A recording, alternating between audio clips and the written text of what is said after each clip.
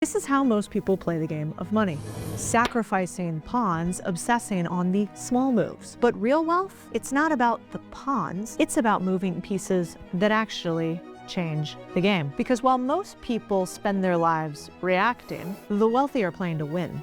And the worst part, nobody ever taught you the real rules. You'll stay in the job that you pick for the rest of your life. We are one of the wealthiest nations in history, and yet seemingly no one has any money. Which raises a haunting question.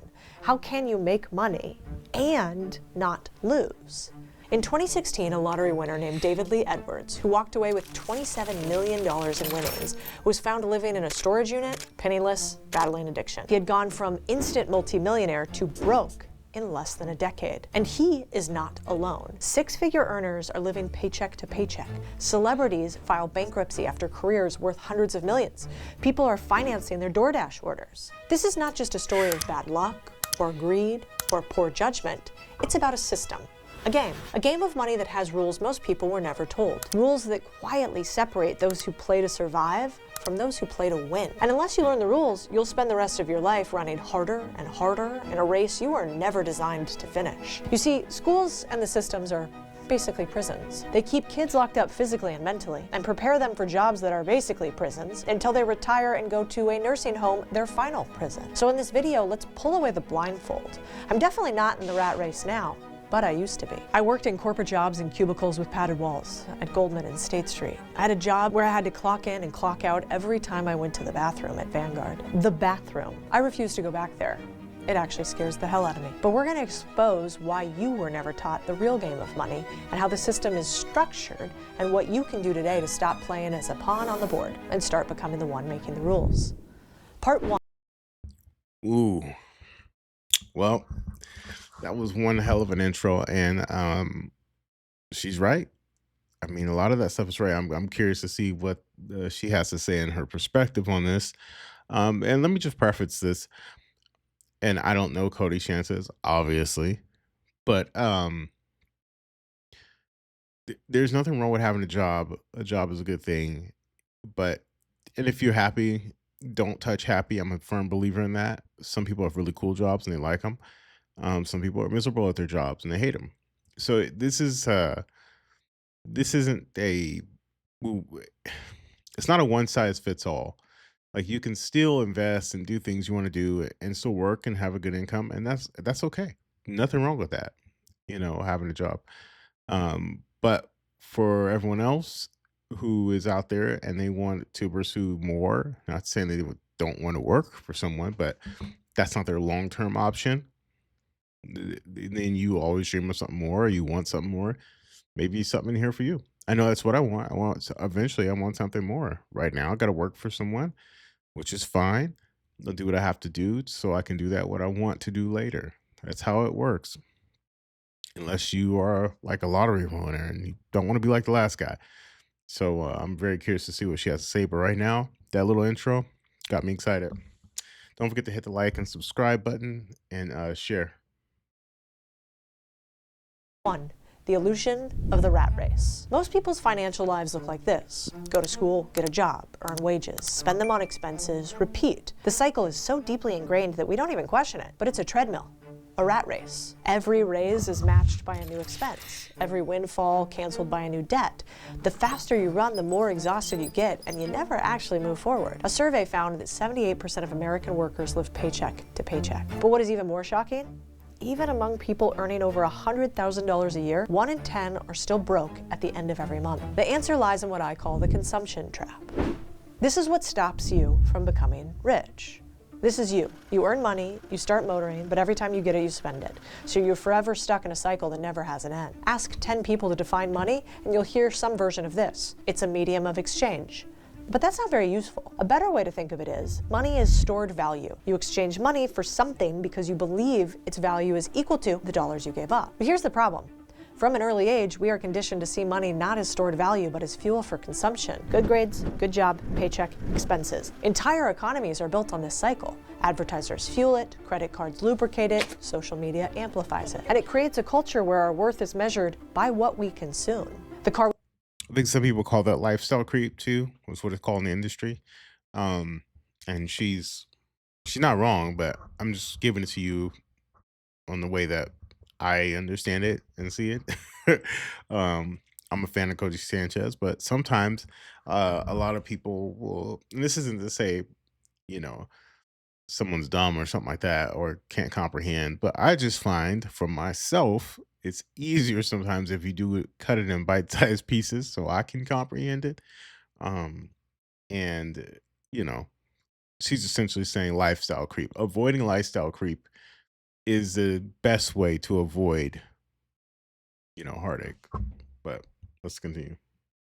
Car we drive, the shoes we wear, the vacations we post online.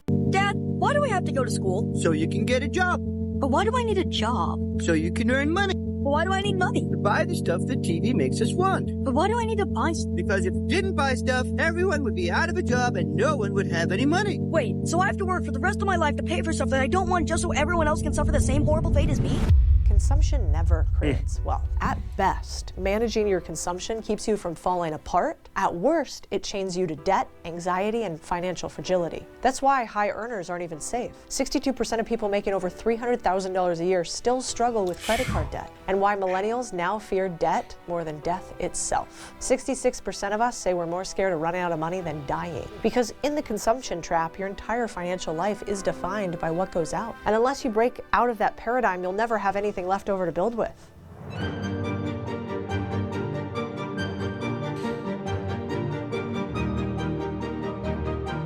I'm waiting on the how. I want to know how.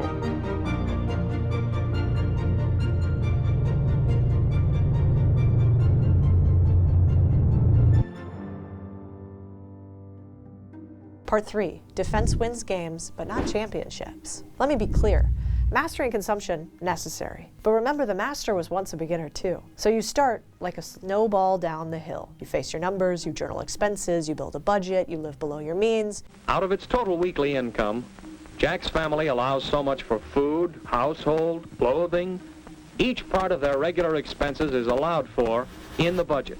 Create an Should teach that emergency in school. fund, 3 to 6 months of expenses. That's the minimum. And it's simple, maybe not easy. A proven savings framework for every paycheck, 50, 30, 20. The rule is you give 50% of take-home pay to essentials, only things you need, 30% to discretionary spending once, and 20% directly to savings. So you're spending most of what you earn on your housing, food, utilities. You're spending 30% on entertainment, dining out, hobbies. 20% you pay yourself first. You know why? Because what should really scare you, and what scares me, is having to go work a normal job. A job I hate, where you take the subway every single day, and a commute that feels like you're wasting time, to a place where you like nobody, that you work alongside, doing things that don't stimulate you or inspire you.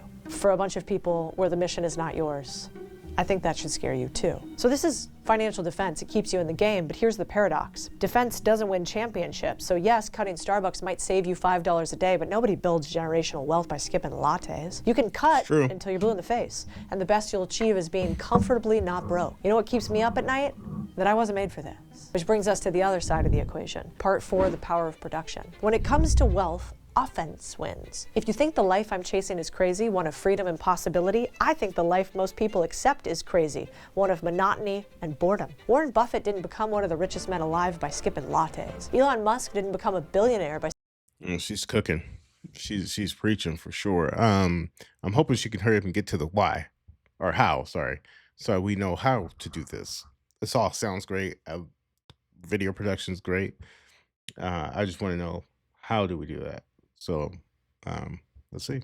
skipping brunch. They both mastered their burn, yeah, but the real wealth came from production. Production means creating value and capturing part of it. It looks like identifying a problem, creating a solution, delivering that solution at scale. It's often called the cash flow quadrant by Robert Kiyosaki, which categorizes 4 primary ways people earn income: employee, self-employed, Great business book owner, if you haven't read investor. it. The first 2, you work for other people. The second 2, the money works for you. That's it. It sounds simple, but it's the one thing school never taught you. Because schools weren't designed to teach you to build wealth. They were designed to produce workers, dependable, disciplined, compliant workers. It's why only 6% of Americans run a business profitably. That's why we were taught how to write resumes but not balance sheets, why we learned quadratic equations but not compounding interest. Because if That's a good point. We were taught how to write resumes, but not how to balance budgets and read income sheets and stuff like that. That's a very poignant point. Man, this is a good video. If everyone knew how to play the money game, who would clock in? Part 5, the hidden rules of the game. So what are the real rules? The ones the wealthy quietly exploit. They can be boiled down to 5 concepts. Compounding, the most powerful force in finance. Your money earns money, which earns money, and so on. Time is your multiplier. Start early, the game bends to your will. Leverage, using tools, capital, technology, media, or people to multiply your efforts. So I like real While estate. you trade hours for wages, the wealthy trade systems for outcomes. Ownership. The rich don't just work for businesses, they own them. Equity, not wages. That's where wealth accumulates. Taxes. The wealthy don't just earn differently, they're taxed differently. Workers pay the highest rates. Owners, investors, and asset holders use the system itself as a shield. Income streams. The average millionaire has 7 streams of them. Capital gains, buying and selling stocks at a profit. Interest income, which is lending money. Earned income, working a job. Profit income, flipping. Rental income, renting a property. Dividends, buying dividend-paying stocks. And royalties. These are your rails to income. These rules aren't secret. They're just not taught. And because they're not taught, most people don't play them. Many people ask me, Cody, 9 out of 10 businesses fail. Why would you even start? Because do you have another choice? If you don't play, you end up back in the race. Remember, the average person lives 78.4 years. That's 78 summers, 78 falls, 78 birthdays. That's it. It scares me to think about wasting even one. Part 6, from player to architect. So how do you stop being a pawn on the board and start becoming Okay, the this one is the who makes how. the rules? Here we go. It starts with a mindset shift. Stop seeing your Okay. income as a paycheck. Start seeing it as fuel for freedom. If you earn wages, great. That's your seed capital. Use it to escape the consumption trap, build your emergency fund, buy yourself time to think and plan, channel the surplus into production, invest in assets, in businesses, in ownership, even if it's just a slice. Because in the long run, ownership is the only escape from the race. The rat race doesn't end by running faster. It ends by changing the game you're playing, by realizing that action is the fundamental key to all success. Part 7, your next move. Here's your roadmap. Audit your relationship with money. Write down every single dollar in and out. Shine a light on the numbers you've been avoiding. Okay. That's how you stabilize, Create a build your budget. budget, create that fund, get out of high interest debt. Once you shift focus, you can have stable instead of obsessing over only cutting. You start thinking about creating. Then you move to producing and owning, whether through a side hustle, a small business, or equity in your job. Okay, so this is kind of going in the same direction we all probably thought it would be going, which it boils it. But I get it. Hey, a lot of the good stuff she was saying earlier, it's totally applicable. Great. She's done very well for herself and has a very good following and YouTube channel, almost 2 million subscribers. I got 333. So, hey, I'm not at all putting her down or anything like that. She's killing the game. But I'll just break it down. It's simple. Get out of debt,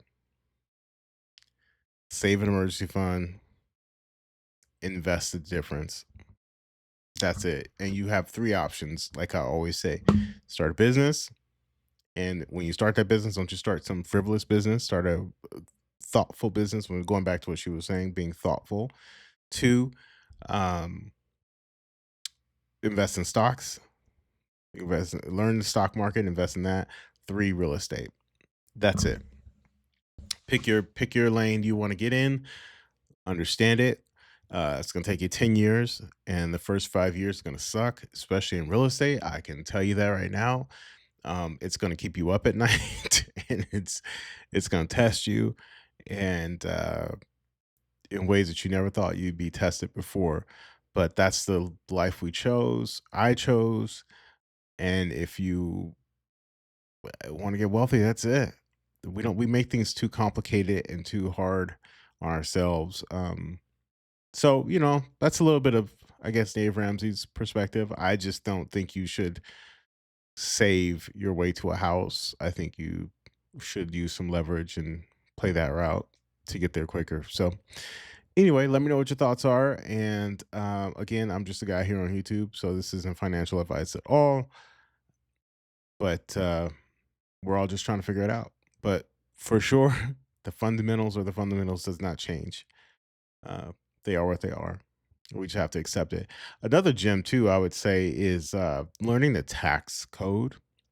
You don't have to learn the entire tax code, but whoever is doing your taxes, I recommend using a tax professional and learn how to leverage that.